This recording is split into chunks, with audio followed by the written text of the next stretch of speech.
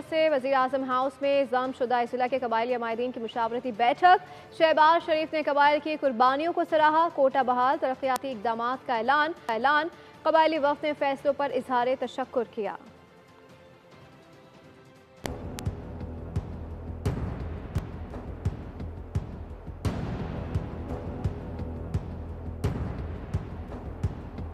वज़ीर-ए-आज़म शहबाज शरीफ से कबायली अमायदीन की अहम मुलाकात। मौलाना फजल रहमान की क़यादत में ज़मशुदा अज़ला का जरगा इस्लामाबाद पहुंचा। वज़ीर-ए-आज़म ने कबायली वफ़द को खुश आमदीद कहा। अहम ऐलानात भी किए। कबाइल की पाकिस्तान के लिए कुर्बानियों को सराहा गया। वज़ीर-ए-आज़म ने वाज़ेह किया कि अमन व अमान हुकूमत की अव्वल तरजीह है। कहा पाकिस्तान की सिक्योरिटी फोर्सेज दहशत गर्दी के खिलाफ बहादुरी से लड़ रही हैं। ज़मशुदा अज़ला में तरक्याती मनसूबों पर बातचीत की गई। वफाकी हुकूमत हर मुमकिन इक़दामात उठा रही है। वज़ीर-ए-आज़म ने अज़्म किया कि कबाइल के नौजवानों को तालीम, सेहत और रोजगार के मौके फराहम किए जाएंगे। मेडिकल और इंजीनियरिंग इदारों में कबायली तलबा का कोटा बहाल किया जाएगा। फाटा यूनिवर्सिटी और पुलिस इंफ्रास्ट्रक्चर के लिए बजट में खतीर रकम भी मुख्तस। इंजीनियर अमीर मुकाम की सरबराही में कमेटी के दायरा कार में तोसी की गई। कमेटी में कबायली अमायदीन की नुमाइंदगी भी दी गई। कबायली वफ़द ने फैसलों पर इजहार तशक्कुर किया। पाक भारत कशीदगी पर पाक फौज की हिकमत अमली को भी सराहा गया। वज़ीर-ए-आज़म ने कहा कबायली अवाम से मज़ीद मुशावरती नशिस्तें भी रखी जाएंगी।